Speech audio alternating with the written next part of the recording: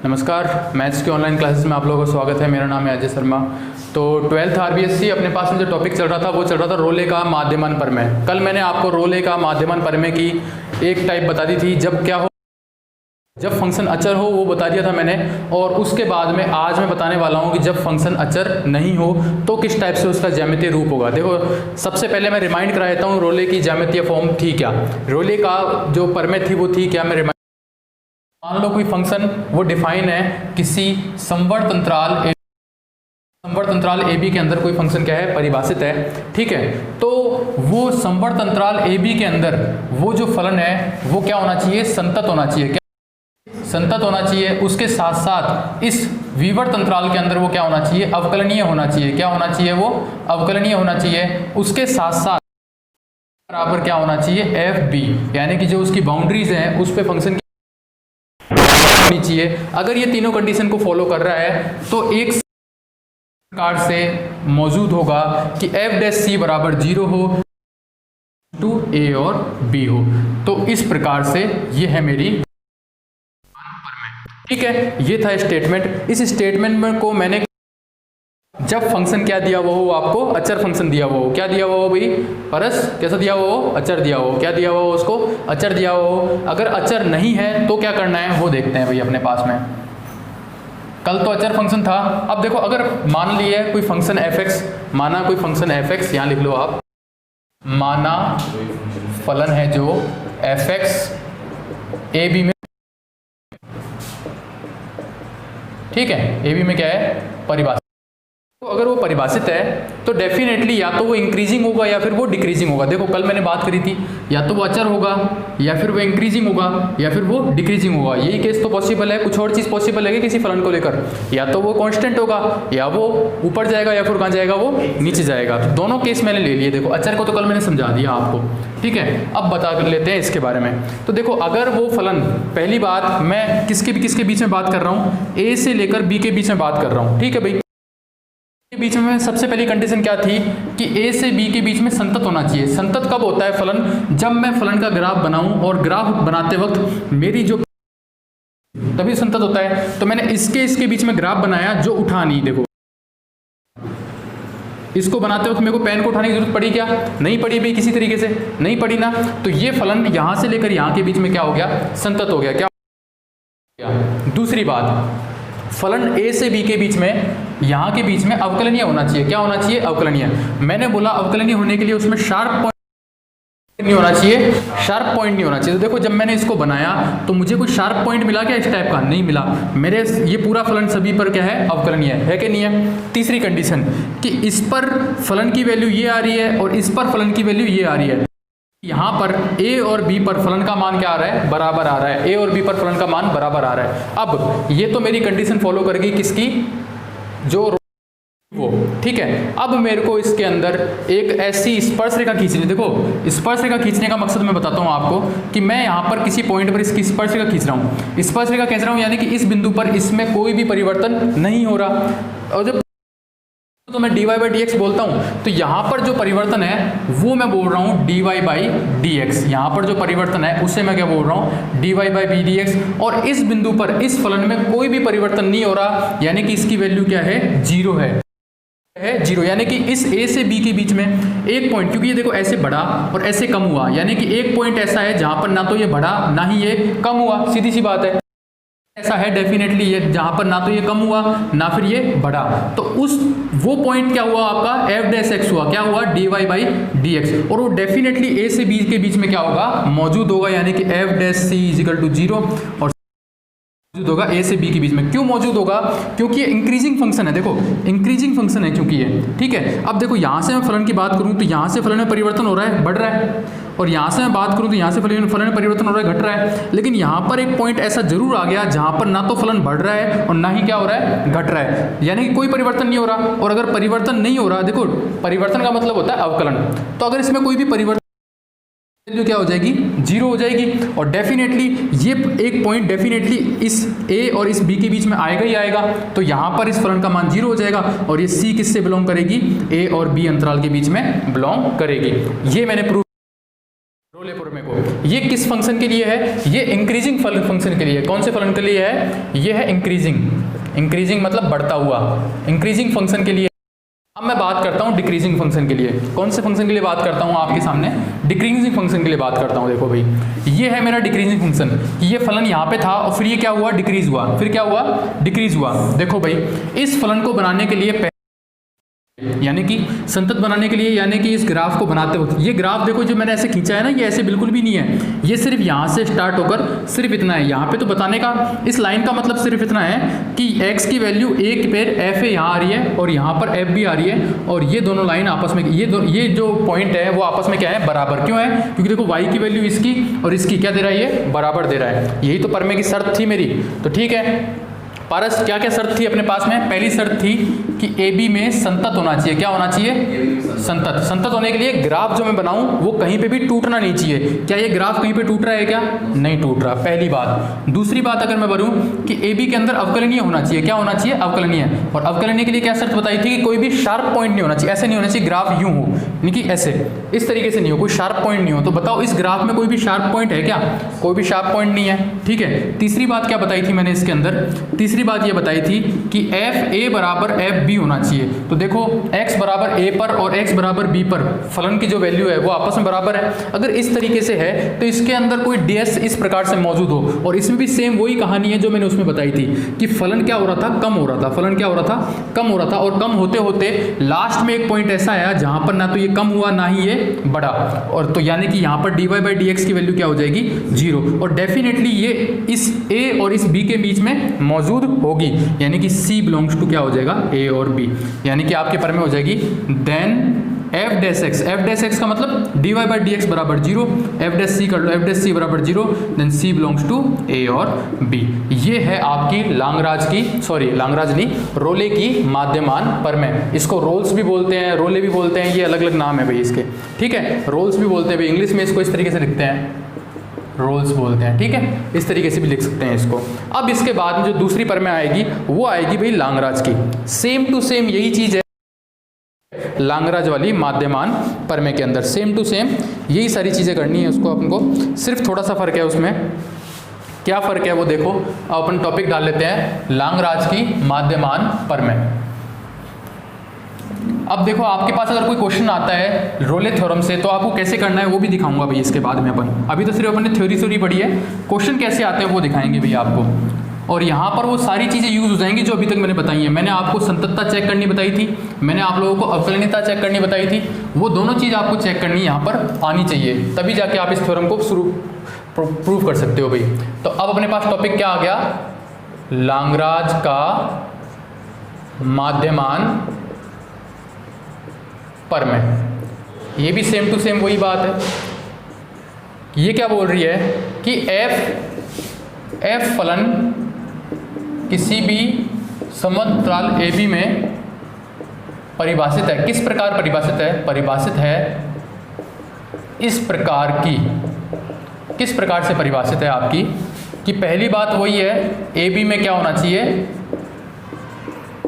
संतत हो, और इसमें क्या हो? अवकलनीय हो। AB में क्या है? संतत है, और इसमें क्या है? अवकलनीय है। इसके बाद में इसमें तीसरी कंडीशन नहीं लगेगी। अंदर AB अंतराल के अंदर, AB अंतराल में कोई C इस प्रकार विद्यमान हो कि AB अंतराल में कोई C इस प्रकार से विद्यमान हो कि देखो वहाँ पर f डैश C बराबर क्या आ जाएगा? F b minus f a upon b minus a, b minus a. इस प्रकार से f b minus f a upon b minus a, इस टाइप से इसके अंदर क्या होना चाहिए? विद्यमान होनी चाहिए। तो ये हो गई इसकी शर्त, किसकी? लांगराज माध्यमान प्रमेय की। ठीक है, इसका ज्यामितीय अर्थ आपको बाद में बताएंगे। पहले आप लोगों को जो रोल्स के जो क्वेश्चंस हैं वो कराने बहुत आवश्यक हैं। तो पहले रोल्स के कोई क्वेश्चन कराए थे आपको। कोई भी एक क्वेश्चन लेता हूँ, उस क्वेश्चन को अपन रोल्स का कोई क्वेश्चन कर लेते हैं कि रोल्स का क्वेश्चन होगा कैसे, एग्जाम में आएगा कैसे। ठीक है भाई, चेक करते हैं रोल्स के क्वेश्चंस को। अपन इसको उतार लो भी, जितना उतारना सकते हैं अपन। ठीक है, उसके बाद अपन करेंगे रोल्स के क्वेश्चंस भाई। तो रोल्स के क्वेश्चंस किस प्रकार से होंगे वो देखो ध्यान से। क्वेश्चन लेता हूँ बड़ा ही आसान सा, क्योंकि आसान से शुरू करते हैं अपन। fx is equal to under root of 4 minus x square, ये क्वेश्चन है और x बिलोंग्स टू है -2 से लेकर +2 के बीच में। चेक करना है मेरे को रोल्स माध्यमान प्रमेय और सत्यापित करनी है। क्वेश्चन ये आएगा कि इस क्वेश्चन के अंदर रोल्स की माध्यमान प्रमेय क्या करो, सत्यापित करो। क्या करो, सत्यापित करो, यानी कि प्रूफ करो। क्या करो, प्रूफ करो। तो पहली कंडीशन ये होती है जो फंक्शन है वो संतत होना चाहिए। क्या होना चाहिए, संतत होना चाहिए। तो देखो पहले तो मैं आप लोगों को एक बात पहले ही बता चुका था कि जो बीजगणितीय फलन होते हैं, जो बीजगणितीय फलन होते हैं वो हमेशा क्या होते हैं, संतत होते हैं। क्या होते हैं, संतत। लेकिन चलो आपको ये बात दिमाग में ये बात नहीं भी हो तो आप एक तरीके से इसका ग्राफ बना सकते हो। आप लिखोगे इसको y बराबर 4 माइनस एक्स स्क्वायर मान के चलो आप, ठीक है। आपको एग्जाम में ऐसा करना नहीं है लेकिन मैं समझा देता हूँ कि y बराबर ये है। अब आप इसका स्क्वायर करोगे तो ये आ जाएगा y square is equal to 4 minus x square, इसको इधर उठा लाओगे ये आ जाएगा x square plus y square is equal to 4। ये एक तरीके से सर्किल की इक्वेशन बन गई जिसकी रेडियस कितनी होनी चाहिए 2। और इस सर्किल को बनाते वक्त मुझे बताओ मेरे को जो पेन है वो कहीं उठाना पड़ गया क्या, कहीं नहीं उठाना पड़ा। यानी कि ग्राफ कैसा हुआ आपका, संतत हुआ। यानी क्या हुआ, संतत हुआ। लेकिन आप बोल दोगे चूंकि बीजगणितीय जो फलन होते हैं, बीजगणितीय फलन सर्वत्र संतत होते हैं। क्यों होते हैं भाई सर्वत्र संतत? क्योंकि देखो y बराबर x का ग्राफ ऐसे बनता है भाई, ठीक है। y बराबर x का ग्राफ ऐसे बनता है, x क्यूब का ग्राफ ऐसे बनता है। तो इनको बनाते वक्त मेरे को कहीं भी पेन उठाने की आवश्यकता नहीं पड़ रही है, तो इसलिए क्या होते हैं, संतत होते हैं भाई, ठीक है। और ये तो होगी पहली कंडीशन को फॉलो कर रही है। दूसरी, 2 से -2 के बीच में ये क्या होगा, अवकलनीय भी होगा भाई। क्या होगा, अवकलनीय भी होगा। क्यों होगा अवकलनीय, क्योंकि आप क्या निकालो, ठीक है अवकलनीय होगा क्योंकि ये बीजगणितीय फलन है, डेफिनेटली अवकलनीय होगा। दूसरी बात, अब आप निकालो f2 की वैल्यू पुट करो इसके अंदर, 2 वैल्यू पुट करो इसके अंदर। f2 निकालना आपको क्या करना, तीसरी कंडीशन क्या बताई थी मैंने, तीसरी कंडीशन बताई थी f b बराबर f a होना चाहिए, यही तो कंडीशन बताई थी मैंने। और b और a कौन से हैं, यही तो है f a और b। तो इन्हीं पर वैल्यू चेक करनी है मेरे को फलन की। तो चलो चेक कर लेता हूँ मैं फलन की वैल्यू इन्हीं के ऊपर। तो सबसे पहले चेक करेंगे अपन f2। क्या चेक करेंगे अपन, f2 चेक करेंगे। तो अंडरूट लगाया 4 माइनस 2 का स्क्वायर कितना हुआ 4, वैल्यू कितनी दे दी इसने 0। अब मैं f लगाऊँ माइनस का 2, क्या लगा दूँ माइनस का 2, तो 4 माइनस का 2 करूँगी तो 4, देखो 0। यानी कि f2 बराबर f माइनस 2 आ रहा है कि नहीं आ रहा है, ये बताओ भी मेरे को, है कि नहीं है। क्यों, f2 पुट किया तो 2 के स्क्वायर 4, 4 माइनस 4 0, माइनस 2 पुट किया तो भी 2 का स्क्वायर 4, 4 माइनस 4 0। यानी कि एफ बी बराबर एफ ए, तीनों कंडीशन ये फुलफिल कर रहा है कि नहीं कर रहा। अगर तीनों कंडीशन फुलफिल कर रहा है तो एफ डैश एक्स निकालो आप एक बार के लिए।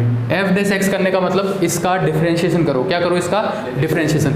इसका डिफरेंशिएशन करना मैंने सिखाया था, ये इस तरीके से अंडरूट एक्स है। अंडरूट एक्स का डिफरेंशिएशन होता है 1/2 अंडरूट एक्स, यही तो होता है भाई अंडरूट एक्स का डिफरेंशिएशन, 1/2 अंडरूट का एक्स। लेकिन एक्स ये क्या है मेरे पास में 4 माइनस एक्स स्क्वायर। अब इस अंदर वाले का डिफरेंशिएशन कितना होएगा, अंदर वाले का डिफरेंशिएशन होगा माइनस के 2x, माइनस का x upon 4 minus x square. ये आया मेरे पास में एफ डैश सी, ठीक है। अब आप इसकी जगह एफ डैश सी पुट कर दो अगर, तो ये जगह माइनस सी अपॉन अंडरूट में 4 माइनस सी स्क्वायर। इसकी वैल्यू आप 0 के बराबर पुट कर दो, किसके बराबर पुट कर दो, 0 के बराबर। तो माइनस सी अपॉन अंडरूट में 4 माइनस सी स्क्वायर बराबर 0। तो यहाँ से ये इससे मल्टीप्लाई होकर 0 खत्म कर देगा। यहाँ से सी की वैल्यू क्या आ गई 0, सी की वैल्यू कितनी आ गई। अब मुझे बताओ इस अंतराल के अंदर 0 मौजूद है या नहीं है। इस अंतराल के अंदर डेफिनेटली है, क्यों, क्योंकि इसके अंदर -2 -1 0 1 2, तो और ये 0 किससे बिलोंग करेगा, इससे। अतः ये रोले प्रमेय को क्या कर रहा है, संतुष्ट कर रहा है, जहाँ पर सी का मान क्या होगा 0। यानी कि 0 पर इसकी जो डिफरेंशिएशन है उसकी वैल्यू क्या होगी 0। यानी कि ये फंक्शन, इसका मतलब क्या हुआ, इसका मतलब ये हुआ कि x इजिकल टू जो 0 वैल्यू होगी ना, वहाँ पर जो ये फलन होगा ना उसमें कोई भी परिवर्तन नहीं आएगा, वहाँ पर उस फलन में कोई भी परिवर्तन नहीं आएगा। ये होगा इसका मतलब। देखो बड़ा ही आसान सा क्वेश्चन था ये। इस तरीके से क्वेश्चन आते हैं भाई इसमें। और यही सेम क्वेश्चन अगर मेरे लांगराज में पूछता ना, तो लांगराज में भी क्या कर देता मैं, एफ डैश सी निकाल लेता मैं, फिर क्या करता f b minus f a upon b minus a निकालता, आंसर मेरा आ जाता। वो भी करेंगे अपन, लेकिन पहले मैं कर लेता हूँ इसको कौन से वाले क्वेश्चंस को आपके लिए रोले के क्वेश्चंस कर लेता हूँ। रोले के 1-2 क्वेश्चन और लेता हूँ जहाँ पर ये क्या नहीं हो, इसकी शर्तों को पालन नहीं करे, वो और क्वेश्चन करते हैं अपन। कैसे मालूम पड़ेगा कि ये शर्त इसको पालन नहीं कर रही, चेक करते हैं भाई। तो अगला क्वेश्चन ले लेते हैं भाई, अच्छा सा क्वेश्चन लेंगे अपन इसके अंदर अब। और जितने भी हो सके आप एक्सरसाइज के क्वेश्चन और जो एग्जांपल्स हैं उनको करो भाई, और जो क्वेश्चंस आपको नहीं आए तो वो जल्दी से जल्दी पूछो भाई। क्यों? क्योंकि टॉपिक से आगे निकलने के बाद में फिर आप पूछते हो तो फिर मज़ा नहीं आता बताने का। अभी अपन टॉपिक में चल रहे हैं कब से, तो इस टॉपिक से रिलेटेड यानी कि आप मेरे को अवकलन के कोई भी क्वेश्चन पूछ सकते हो, आपको उनके क्या करेंगे अपन आंसर करेंगे। लेकिन ऐसा नहीं हो कि जब मैं समाकलन कराने बैठ जाऊं और फिर जाके आप क्वेश्चंस पूछो तो दिक्कत होती है। क्वेश्चंस बताएंगे आपको, कोई दिक्कत वाली बात नहीं है वैसे। ठीक है, क्वेश्चन क्या है अपने पास, f(x) = 3 + x - 2 की power 2/3 x belongs to 1 3। Check करना है कि रोले के निष्कर्षों को संतुष्ट करता है या नहीं करता, ये चेक करना है कि रोले के निष्कर्षों को। तो पहली बात तो ये बीजगणितीय फलन है। क्या है ये? बीजगणितीय फलन है, तो डेफिनेटली ये संतत होगा भाई। क्या होगा? ये संतत होगा। तो ये इसमें 1 से 3 में क्या होगा? संतत होगा। अब मैं इसकी अवकलनीयता चेक करूँ तो एक बार मैं f' निकाल लेता हूँ भाई। f' निकालूंगा तो क्या आएगा? 2/3 x - 2 की पावर 2/3 - 1 कितना होता है? यानी कितना हो गया? माइनस के 1/2, यानी कि आ गया x - 2 की पावर 1/2। ये आ गया आपके पास में एक तरीके से। इसको ऐसे लिख लो, 2/3 1/x - 2 की पावर 1/2। इस तरीके से आ गया आपके पास में x/2 आ गया। ठीक है, 1/3 आ गया, सॉरी 1/3 आ गया, ये 1/3 कर लिया क्या मैंने? ठीक है, इस तरीके से आ गया आपके पास में f'(x). अब आपको चेक क्या करना है? अब आपको चेक सिर्फ इतना करना है कि क्या ये संतत होगा भाई, एक चीज़। अब अगर मैं देखो f'(x) निकाला मैंने, मेरे पास वैल्यू है 1 से लेकर 3 के बीच में। तो 1 से लेकर 3 ये मेरी नंबर लाइन हो गई। 1 से लेकर 3 के बीच में एक 2 आ रहा है कि नहीं आ रहा? अगर मैं इस फंक्शन के अंदर 2 पुट कर दूं, क्या पुट कर दूं? 2, तो ये 2 - 2 क्या हो जाएगा? 0, यानी कि 1/0। जो आउटपुट क्या देगा? इन्फिनिटी। और आउटपुट अगर जो इन्फिनिटी देगा तो इन्फिनिटी तो क्या हो गई? अपरिभाषित हुई कि नहीं हुई? हुई कि नहीं हुई? जबकि मेरे को क्या करना था? इसको 0 करना था। क्या करना था मेरे को? इसको 0 करना था। यानी कि ये 1 से लेकर 3 के बीच में अवकलनीय है क्या? नहीं है अवकलनीय। अवकलनीय है नहीं है। कैसे मालूम पड़ा भाई? आपने क्या किया? उसका अवकलन कर लिया। आपने अवकलन कर लिया, अवकलन करना आता है अपन को, आपने अवकलन किया। अवकलन करने के बाद में जो आपके पास वैल्यू आई वो आई x - 2 की पावर 1/3 आ गई। चलो अब अगर ये मान लो अंतराल इसके अलावा कोई दूसरा होता, अंतराल मान लो ऐसे होता 5 से लेकर 6, तो ये डेफिनेटली इसकी वैल्यू अनंत नहीं आती, कोई ना कोई वैल्यू आती, अवकलन आता है इसका। लेकिन मुझे बताओ 1 से लेकर 3 के बीच में, 1 से लेकर 3 के बीच में तो 2 भी आएगा कि नहीं आएगा? और 2 अगर मैं इसके अंदर पुट कर दूं तो 2 - 2 क्या हो गया? 0, जो इसको क्या देगा? अनंत बना देगा। क्या बना देगा? अनंत। और अगर इसको इसने अनंत बना दिया तो डेफिनेटली x = 2 पर परिभाषित नहीं है। कौन परिभाषित नहीं है? अवकलन। कौन परिभाषित नहीं है? इसका अवकलन क्या नहीं है? परिभाषित नहीं है। किस पर? x = 2 पर परिभाषित नहीं है। अतः ये रोले की थ्योरम को एक्सेप्ट कर रहा है कि नहीं कर रहा? नहीं कर रहा भाई। रोले की जो निष्कर्ष हैं उसको ले रहा है कि नहीं ले रहा? नहीं ले रहा। क्यों नहीं ले रहा? क्योंकि उसने क्या बोला था? इसके अंदर क्या होना चाहिए? अवकलनीय भी होना चाहिए। क्या ये अवकलनीय है इसके अंदर? ये फंक्शन इसके अंदर अवकलनीय नहीं है। क्यों नहीं है? क्योंकि x = 2 पर इसकी वैल्यू कितनी आ रही है? अनंत आ रही है। कितनी आ रही है? अनंत आ रही है। तो किया क्या मैंने कि मैंने सबसे पहले संततता चेक कर ली, जो कि हो जाएगी। उसके बाद में मैंने चेक किया, अवकलन कर दिया उसका। क्या कर दिया मैंने? उसका अवकलन कर दिया। और अवकलन करने पर उसकी वैल्यू इस फंक्शन के अंदर चेक करी मैंने। इस फंक्शन के अंदर क्या करी मैंने? चेक करी। तो 1 और 3 पे तो कोई दिक्कत वाली बात नहीं है और मुझे चेक भी नहीं करना। लेकिन जैसे मैंने 2 पुट कर दिया ना इसके अंदर, इसकी वैल्यू कितनी आ गई? अनंत आ गई। कितनी आ गई वैल्यू? अनंत होती है। क्या हो गया? अपरिभाषित। क्या हो गया ये? और अपरिभाषित हो गया। लेकिन मेरे को तो क्या चाहिए? मेरे को तो ये अवकलनीय चाहिए। तो ये क्या हो गया? ये रोले की प्रमेय को संतुष्ट नहीं करता। संतुष्ट करता है क्या? नहीं करता है भाई। ठीक है भाई, इतनी सी बात है। समझ में आया क्वेश्चन? एक क्वेश्चन तो करता है वाला कर दिया, एक क्वेश्चन बिना करता है वाला कर दिया।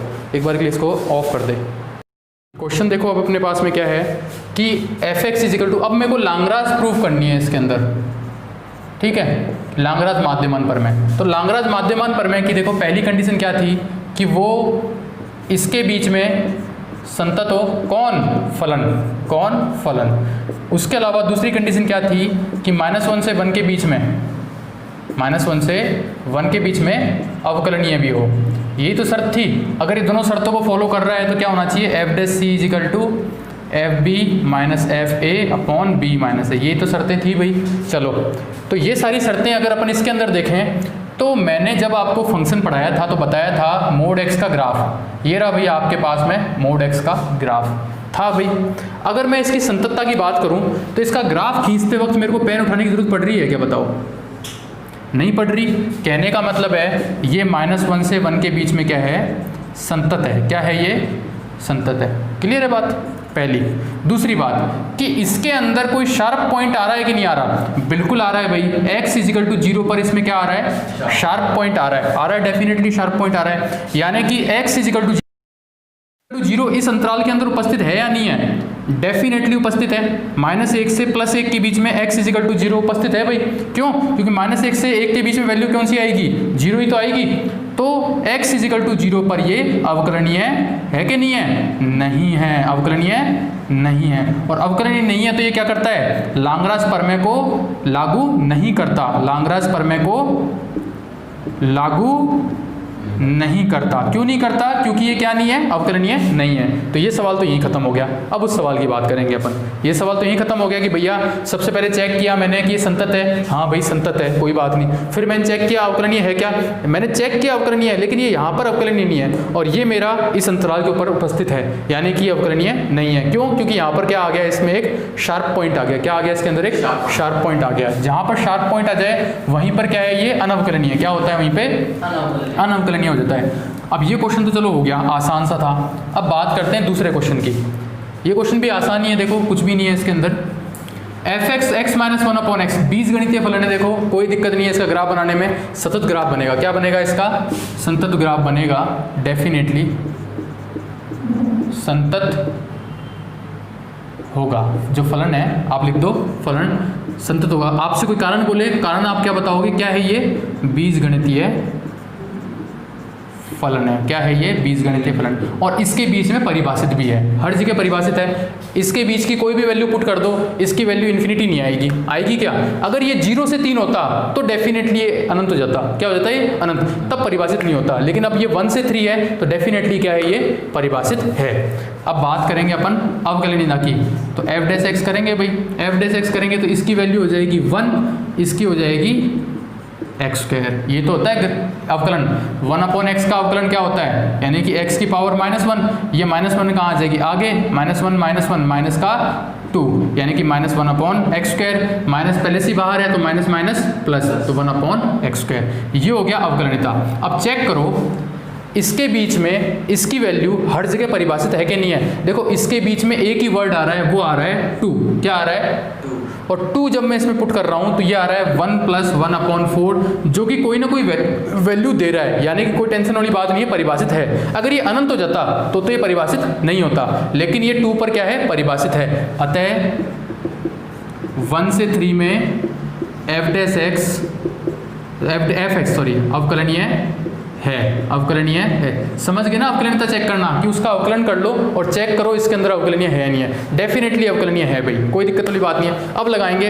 अब अगर ये अवकलनीय है तो अपने पास शर्त क्या आएगी, अपने पास शर्त ये है कि f dash c is equal to f b minus f a upon b minus A.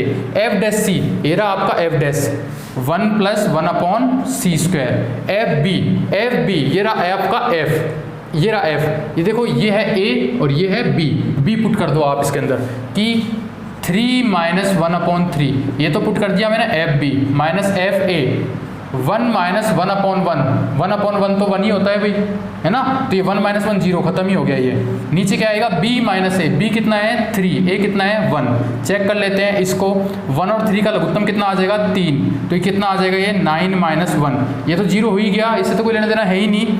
Upon 3 में से 1 गए तो कितने बचे, 2। कितने बचे भाई, 2। और इधर क्या चल रहा है, सी स्क्वायर + 1 अपॉन सी स्क्वायर, ये तो चल रहा है इधर, ठीक है। ये बचेगा 9 में से 1 गए तो 8 और ये 6, 8/6, 2 के पाड़े से काट दो, ठीक है। 4/3, तो ये क्या आ गया, c square + 1 upon c square is equal to 4/3 आ गया अपने पास में, ठीक है। और 4/3 आ गया तो इसको सॉल्व कर लो। इसको सॉल्व करना बड़ा ही आसान है, क्रॉस मल्टीप्लाई कर दो, इसको इधर मल्टीप्लाई करोगे, इसको इधर मल्टीप्लाई करोगे, इधर मल्टीप्लाई करोगे, ये आएगा 3c² + 3 बराबर 4c²। 3c² को उठा के इधर ले जाएंगे, कितने c² बचेगा, 1c² बचेगा। यहाँ कितनी वैल्यू बची, 3, तो c बराबर बचेगी ±√3, और √3 की वैल्यू होती है 1.47, और ये इसके अंदर बिलोंग करेगी नहीं करेगी, करेगी डेफिनेटली, 1 पॉइंट इसके अंदर बिलोंग करेगी, यानी कि c किससे बिलोंग कर रहा है आपका 1, 3 से। अतः ये लाग्रांज प्रमेय को संतुष्ट करती है, अतः ये लाग्रांज प्रमेय को संतुष्ट करती है। तो आज जो मैंने आप लोगों को बताया है उस टाइप के आप क्वेश्चन करो कि भाई रोल प्रमेय के अंदर क्वेश्चन आते हैं तो कैसे करने हैं, लाग्रांज के अंदर क्वेश्चन आते हैं तो कैसे करने हैं। क्वेश्चंस को करने के बाद में आपको ये जो इसका ज्यामितीय रूप है इसको बिना देखे करना, क्योंकि जो क्वेश्चन बनता है, जो थ्योरेटिकल क्वेश्चन बनता है वो इसके ज्यामितीय रूप से डेफिनेटली बनता है। भाई इससे रिलेटेड कोई भी क्वेश्चन हो तो डेफिनेटली पूछना। Thank you class.